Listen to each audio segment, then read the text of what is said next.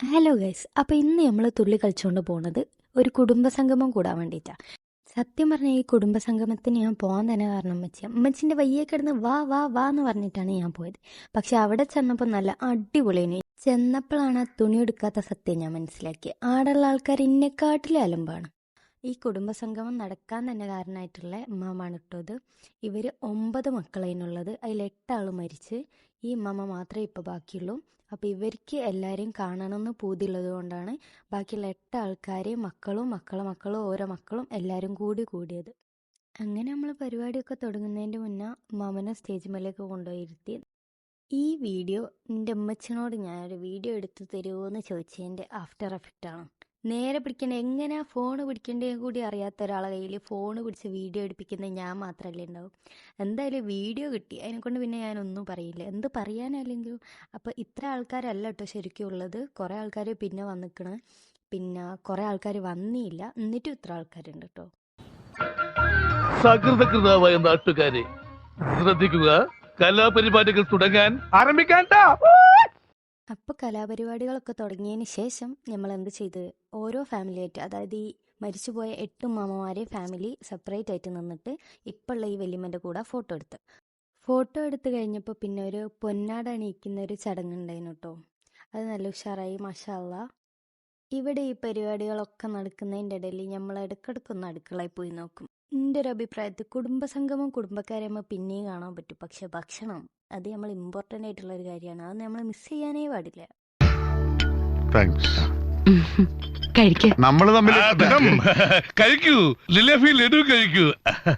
ബുദ്ധിക്ക് ചെറിയ തകരാറുണ്ടോ എന്ന് സംശയം. ഞാൻ മെന്റലാണെന്ന് തോന്നണ്ടായോ?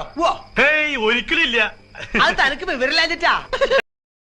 ഈ പച്ചക്കുപ്പായിട്ട് നടന്നു വരുന്നതാണ് നമ്മളെ ഹൗസ് ഓണർ. ഞാൻ വളരെ യാദൃശ്ചികമായിട്ട് വരുന്നത് പോലെ നടന്നു വരാൻ പറഞ്ഞപ്പോൾ എന്താ ആർട്ടിഫിഷ്യലായിട്ട് അഭിനയിക്കാൻ പറഞ്ഞപ്പോൾ ജീവിച്ച് കാണിക്കുക ചെയ്യുന്നത്. ഫുൾ സപ്പോർട്ടായിട്ട് ഉമ്മച്ചു. യൂട്യൂബിൽ കാണുന്നേരെ ഞങ്ങളെ കാണാനൊക്കെ നല്ല ഭംഗിയാണ്. രസമില്ലെങ്കിൽ അന്യങ്ങൾ തച്ച് വർത്തിക്കും. ആ പറഞ്ഞേ കറക്റ്റാ. അവിടെ ചെന്ന് എല്ലാവരോടും വർത്താനം പറഞ്ഞതിന് ശേഷം എനിക്ക് തോന്നിക്കുന്നത് ഒരു കുടുംബത്തിൽ ഒരാൾക്കൊക്കെ പ്രാന്താവും. ഇങ്ങനെ ഈ പകുതിയിലധികം എണ്ണത്തിന് അങ്ങനെ പ്രാന്തായി പോകുന്നു എനിക്കറിയില്ല.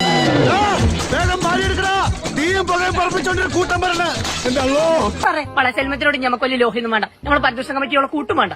ഓളോളം മോളെ ജാസ്മിനും കൂടെ ഓളെ പരിധിന്റെ പുറത്താക്കി. അതിപ്പോ എനിക്ക് പുതിയ സംഭവം നല്ലല്ലോ സൈന. എന്നാലും പുറത്താക്കാൻ മാത്രം എന്താ പോയി കാട്ടിയത്? മളെ ജാസ്മിൻ പ്രസവിച്ച് അടുക്കല്ലേ, ഓളെ പോയി കണ്ട് കുറ്റം കുറവും പറഞ്ഞ ഉപദേശിച്ച് നമ്മളെ ഉത്തരവാദിത്തല്ലേ. അത്ര ഞാൻ ചെയ്തിട്ടുള്ളൂ. എല്ലാരും വിശപ്പില്ലാണ്ടായിട്ട് ഒരാഴ്ചയായി.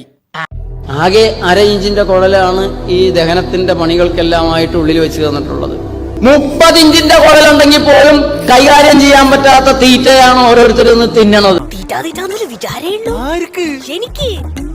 അങ്ങനെ ഭക്ഷണമൊക്കെ കഴിഞ്ഞ ശേഷം ബാക്കി കുറച്ച് പരിപാടികൾ കൂടി ബാക്കിയുണ്ടായി കേട്ടോ. അപ്പോൾ കുഞ്ഞു മക്കളെ ഡാൻസ്, പാട്ട്, ഇതൊക്കെ അതിനുള്ള. വലിയ ആൾക്കാരൊന്നും ഡാൻസ് കളിക്കില്ല എന്ന് ഇവരൊക്കെ ഫുള്ളുടായിപ്പോൾ വെറുതെ ഇങ്ങനെ നോക്കിയിരിക്കുക.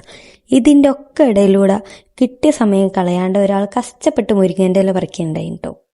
ഇന്നത്തെ ഭക്ഷണം ഇപ്പൊ എവിടുന്ന് കിട്ടുന്നല്ലാണ്ട് നാളത്തെ ഉച്ചക്കേടുള്ള കറിക്ക് എന്തെങ്കിലും കണ്ടെത്തണ്ടേന്ന് വിചാരിച്ച് വിഷമിച്ചിരിക്കുമ്പോൾ മുരിങ്ങേൻ്റെ ഇല ഉണ്ട്. പിന്നെ ഒന്നും നോക്കില്ല, അറഞ്ച പുറഞ്ച പറിച്ചുകൊണ്ട് എത്താത്ത ഏതെങ്കിലും കൊമ്പുണ്ടെങ്കിൽ ഞാൻ കൂടിത്തരട്ടോ. ഏതാന്ന് പറഞ്ഞാൽ മതി, ബാക്കി പകുതിക്ക് തന്നാ മതി. പകുതി എടുത്തോളി. സെറ്റല്ലേ? Okay, set. നിങ്ങളാർന്ന് മുരിങ്ങേറ്റേലും പഠിച്ചു തിന്നാലും നമ്മളെ കോൺഫിഡൻസ് ഒന്നും വിടൂല. ഇതിൻ്റെ ഒക്കെ ഇടയിലൂടെ ഇടം വല്ലം നോക്കാണ്ട് ഡാൻസ് കളിക്കുന്ന മക്കളെ നമ്മൾ അപ്രിഷ്യേറ്റ് ചെയ്തേ പറ്റൂ ഗൈസ്. അങ്ങനെ ഡാൻസൊക്കെ കഴിഞ്ഞപ്പോൾ പിന്നെ ഒരു ക്ലാസ് പോലെ ഒരു സെഷൻ ആയിരുന്നു കേട്ടോ.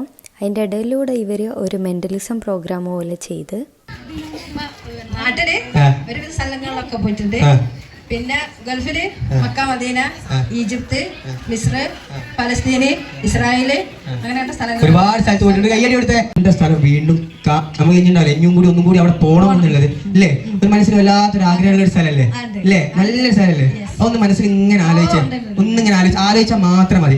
എന്നെ നോക്കിയേ അങ്ങനെ ആലോചിച്ചേ, ആ ഒരു ഇത് മാത്രം ആലോചിച്ചേ. ഓക്കെ, ആ ഫസ്റ്റ് അക്ഷരം മനസ്സിലൊന്നും ഇങ്ങനെ കൊണ്ടുവന്നോ. ഞാൻ ചെറിയൊരു പ്രഡിക്ഷൻ നടത്തിയിട്ടുണ്ട്. ചിലപ്പം ശരിയാവാം, ചിലപ്പം തെറ്റാവാം. ഞാനിവിടെ മടക്കി എന്തെങ്കിലും ഒരു ഗ്ലാസ് തരുമോ? ഇട്ടിട്ടുണ്ട്, പറഞ്ഞോളൂ. മക്ക. മക്കാണ് ശരിയാവോ നോക്കാം അല്ലേ? പിന്നെ ആഗ്രഹമുള്ളത് മക്കത്ത് പോകാനാണ്. ഇനി അങ്ങനെ ആ ക്ലാസ്സിന് ശേഷം പിന്നെ ഉമ്മച്ചിൻ്റെ വകയും നസീമേമൻ്റെ വകയും ഒരു വോട്ട് ഓഫ് താങ്ക്സ്, അതിൻ്റെ മലയാളം എന്താ, നന്ദി പറയൽ, ആ സംഭവമായിരുന്നു കേട്ടോ. ഉമ്മച്ചിനെങ്ങനെ കഴുത്ത് പിടിച്ച് നിൽക്കണ കണ്ടിട്ട് എന്താ ഓർമ്മ എന്താ പറയുക, മറ്റേ റോമിയോ സിനിമയിൽ ദിലീപിൻ്റെ കഴുത്തിൽ അയാൾ പിടിച്ചിട്ട് നിൽക്കില്ല, ആ പ്രാന്തുള്ള മനുഷ്യൻ. സത്യമായിട്ടും എനിക്കത് ഓർമ്മ വന്നു കേട്ടോ. പക്ഷെ എന്തായാലും ഉഷാറായി, എല്ലാ കാര്യവും റാഹത്തായി.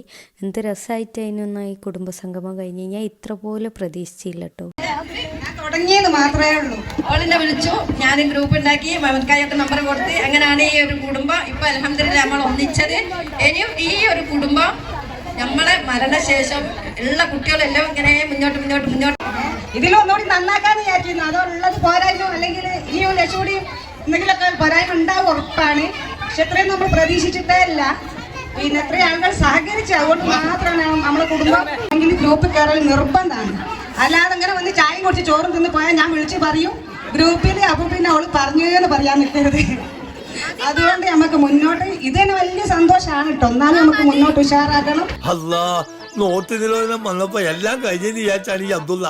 പടച്ചോനെ, പിന്നെ ഈ പാവപ്പെട്ട കള്ളക്കാരനാണ് ഈ വാരിക്കോരി തരണ്ടല്ലോ അനുഗ്രഹം. അല്ലാ, ഇതെന്നാട്ടോ മയിലാട്ടോ പത്രിക, പുലിയാട്ടോ പത്രിക, ഇതെന്നാട്ടോ? ഇത് മാർഗം കളി. മാർഗം കളിയാ? ആ, ഒരു മാർഗം ഇല്ലാണ്ടാവുമ്പോ ഒരു കളി കളിക്കൂലേ, മാർഗം കളി. സാറൻ ചോദിക്കണം എന്താണെന്ന് അറിയോ? സിമ്പിൾ ആയിട്ടുള്ള സ്റ്റെപ്പ് ഇല്ലേ, ഇങ്ങനത്തെ സാധനങ്ങളൊക്കെ ഇല്ലേ? സിമ്പിൾ ആയിട്ടുള്ള സ്റ്റെപ്പ് എനിക്കറിയില്ല സാർ. അങ്ങനത്തെ സാധനമൊക്കെ വെച്ച് മിസ്സിന് ഇംപ്രസ് ചെയ്യാൻ പറ്റില്ലേ? പറ്റുമായിരിക്കാം, പക്ഷെ എനിക്ക് പാടില്ല പറ്റുള്ളൂ.